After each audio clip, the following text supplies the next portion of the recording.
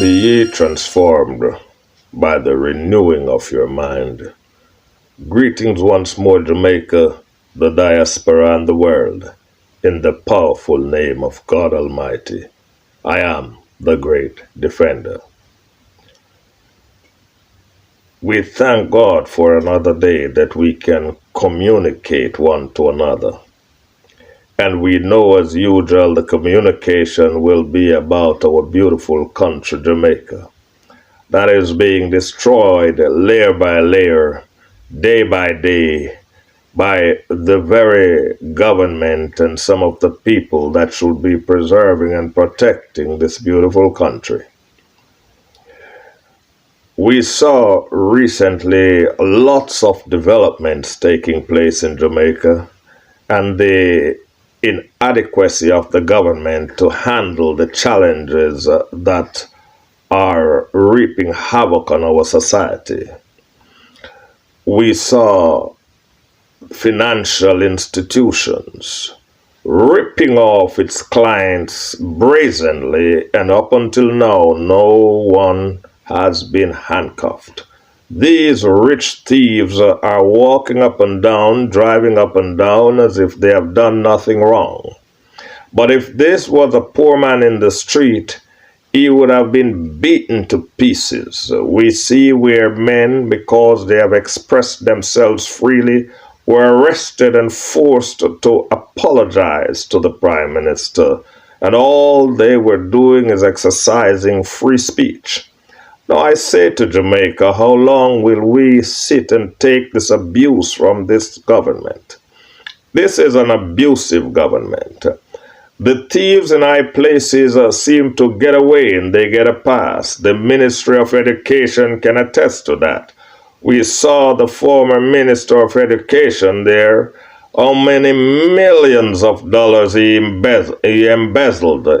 Fraud in high places, and he's still up and down getting a salary and can boast of his exploits. We see in the SSL saga how many clients they robbed, and none of these rich folks have yet to be handcuffed. But I saw the disparity in the treatment of the Jamaican people by the government. Last year we saw when the Prince William and Kate Middleton came to Jamaica, they spent $8 million just on a royal visit to entertain and to treat them. But I see in the streets of Jamaica where the poor higglers are trying to sell a few items to take care of themselves and their children, the government sent out agents to beat these higglers, break up their stalls, confiscate their goods, and make life increasingly harder for these poor people. But if you can spend $8 million for a dinner, Mr. Government, you could spend that and build some nice stalls for the higglers that you are beating up on. You could build them in a row in the center of the sidewalks. We have to face reality. This is a tradition of Jamaican to sell and provide for their loved ones. It's a tradition. We came out of a tradition that our people were hustlers. They like to hustle and make sure they are independent. It's a form of independence. And so what the government should do is to organize these little street higglers. You can't always want to put them in a building. Put rows on the sidewalks in the center because they're broad enough on these pavements, and make narrow stalls there, nicely made with plastic glass on one side and windows and doors, so that they can stand on one side and the buyers stand on the other side, and they form a line and they buy their stuff and they keep going on their way, and these people have a chance to make a living out in the open. That's where they find comfortable right now. So instead of abusing them, organize them. Let them form an association, register them, log them into the system. You have gotten a chance now to know them. This, you are missing the opportunity to know who they are. You should log them into a system, build the stalls for them, and create a clause that says you have to just pay a stipend of $500 a month as a gesture that this is your form of tax for selling on the street. And that will go back towards the cost of building the stalls for these people. You missed an opportunity to put a few carpenters to work, and you missed the opportunity to keep these people alive and trying and becoming an economic force, because as small as their profits are, they are taking care of matters that the government are not taking care of, which in there's no welfare system in the country, so the people have no choice but to sell their goods on the streets. And it's rather heartbreaking to see women lying flat on the street and giving up on life, crying and howling because they have broken up their stalls and she have lost everything. Everything. The way forward seems dark for these people. But I say to you, the people of Jamaica, that are suffering at the hands of this classist government, because they are classist. We saw the things that are happening in the country. They believe in classism and they believe in elitism. And there's two sets of laws for Jamaicans. You would not get them do this to any foreigner. If a white man came to Jamaica and put a stall on a sidewalk, he would not even be asked to move it. What says beaten and the stall broken up? Jamaica, wake up. Wake up. We can go to the immorality that has filtered down the line. We saw where a lady was allegedly abused by 4 police officers in one of our rural parishes. That is a story that I'm keeping an eye on and watch to see the facts come out. But the fact that these allegations are made are very frightening. It means we have a lot of monsters in the force.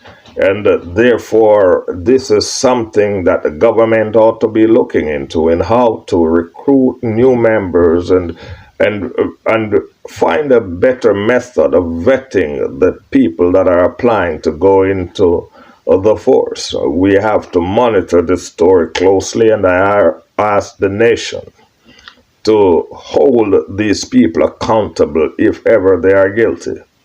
We have too much hitmen in our police force. They have volunteered to join arms with the gunmen. And we have gangs that are fully made up of policemen. So there's a crisis in Jamaica all over. The problem is all over. It's from top to bottom. But I've always proposed the solution to these problems, and I've always said we have to go back into the schools and begin to recruit the youngsters and have enough people adequately prepared to replace the corrupt ones. You have to weed them out and get our police force up and running the correct way. You have to bring in outsider experts to assist in the running of the force. There's too many bribery and corruption amongst the police. We see some areas where the crime is continual. You know that the criminals are aided and abetted by some of the police officers. That is why they are emboldened to continue to commit crime. But what is happening is that a cat will do a better job at finding rats than the police at finding some of these criminals. And so we ought to study the cat and the way he moves when he wants to catch the rats. Maybe we can learn some things from them. We look back at the government side, the management of the country. The vision is missing. There's nothing in place for the poor people. We see these igloos, back to the igloos, which is, find the igloos to be an integral part of our customs and our traditions. They are a proud set of people that have taken very good care of their families without the help of government. They have fed the nation with the ground provisions. Some of them have even clothed many Jamaicans. They buy the clothes from abroad and they bring them back and they sell. These people become creative and they nest well in their habitats. They really are performing for Jamaica and are keeping the nation bustling and hustling. And I commend the Iglas for the great work they have been doing over the years. The entrepreneur spirit of Jamaica is something that the government must capitalize on. These people that you are beating, you need to be organizing them, not beating them, not breaking up their stalls, not taking away their goods.